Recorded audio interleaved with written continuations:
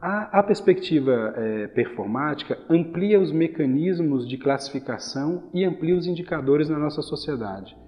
Os indicadores eles passam de mensageiros da realidade para serem a própria realidade. Então, eu penso que os indicadores hoje na nossa vida e na escola ocupam um lugar indevido. Eu não faço uma defesa de que se é possível fazer gestão sem indicadores. É impraticável fazer gestão sem indicadores. Mas é muito arriscado fazer gestão só com os indicadores. Ou, pior, fazer gestão pelos indicadores, refém dos indicadores. Os indicadores são mensageiros do real. Eu tenho que pensar para entender o indicador e não entender o indicador para pensar.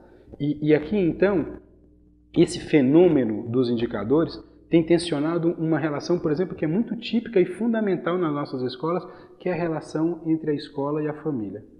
Essa relação tem sido fragilizada porque ela tem sido, nos últimos anos, estabelecida a partir da culpabilização.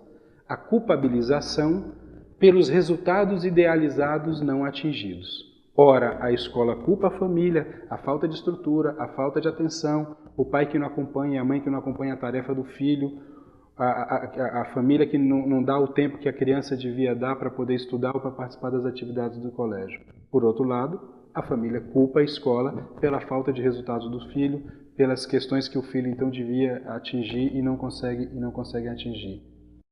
Nesse cenário, baseado na culpabilização, e tanto é que daqui a pouco os nossos diretores de escola vão estar estudando mais direito do que pedagogia, porque as relações vão se judicializando de maneira extrema.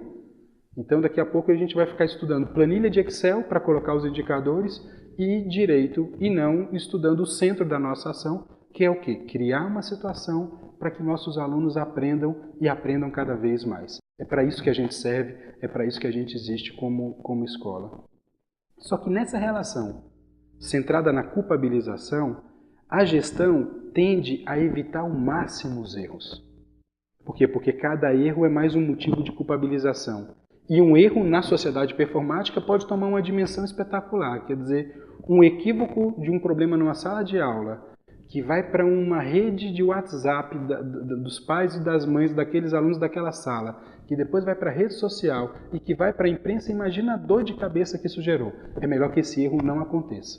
Então, a gestão pressionada por não errar, o que me parece que acontece de problemático nisso? Ela passa a fazer o arroz com feijão. Ela não vai se arriscar.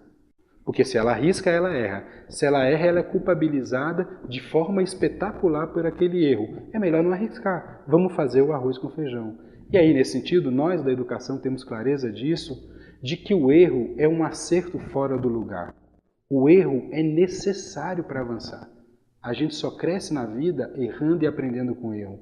Como pessoa, como escola, como sociedade. Na verdade, como ciência, a gente tem essa clareza, de Morin nos alerta disso, de que o acerto, inclusive, ele é simplesmente um erro que não foi descoberto.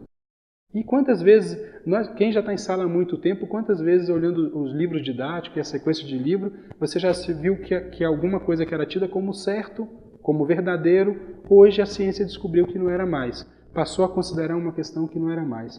Eu vi uma experiência excepcional em São Raimundo Nonato, daquelas pinturas que se fazem e das pesquisas que fazem para poder, então, retirar dos locais das pesquisas objetos para poder estudar os povos que moraram aqui há 10 mil anos, 8 mil anos, 15 mil anos atrás. Eles fazem uma coisa excepcional.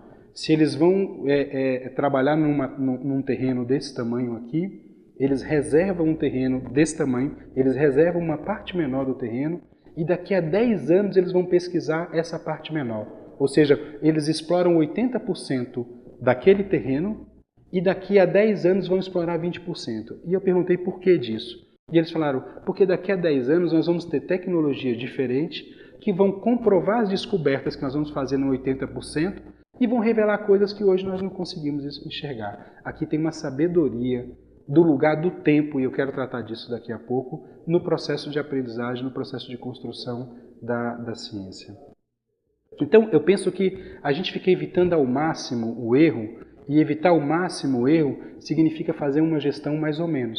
Significa fazer uma gestão mais do mesmo, mais do mesmo. E o fundamento da nossa relação com os pais, por exemplo, não pode ser esse. Não pode ser o medo de errar. Não pode ser o medo da culpabilização. E aí nós temos que sentar com os pais, conversar com eles, porque o fundamento da nossa relação com os pais é, na verdade, o amor.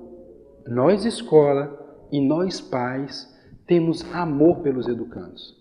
Amor pelos meninos, pelas meninas, pelas crianças, jovens e adolescentes. O que funda a nossa relação com os pais é o amor. Ela precisa de um contrato, ela precisa de base jurídica, ela precisa de relação comercial, mas nada disso é o fundamento dessa relação. E eu preciso de resgatar, então, essa relação para poder fazer uma gestão que se arrisque. Não se arrisque por nada, se arrisque para melhorar a vida dos nossos filhos, dos filhos dos pais da nossa escola, a vida dos nossos alunos. Nós precisamos melhorar sempre, não para melhorar nossa posição no ranking, mas pelo amor que nós temos às nossas crianças, jovens e adolescentes. E para isso é preciso de algum nível de risco, eu preciso tentar avançar. O que fundamenta, então, a relação é esse amor que me dá uma esperança curiosa para inventar o que for preciso, para farejar oportunidades de aprendizagem e, com isso, criar situações para que nossos alunos e alunas aprendam cada vez mais. Para isso, eu preciso de alguma ousadia para fazer ponte entre o que existe e o que ainda não existe. Fazer ponte com o que ainda não existe é arriscado, precisa de ousadia. E também preciso de algum tempo, e é esse o último elemento que eu queria tratar com vocês. Não é possível fazer aprendizagem com um tempo qualquer, mas não é possível fazer aprendizagem sem o tempo. A tecnologia tem nos ajudado a comprimir de maneira excepcional o espaço, mas o tempo tem limite. O tempo tem limite. E na sociedade espetacular que nós vivemos, o valor é pelo resultado mágico e não pelo processo. Então perceba o seguinte, na pressa pelos resultados e com medo de arriscar, eu acabo fazendo o que na gestão? Perfumaria.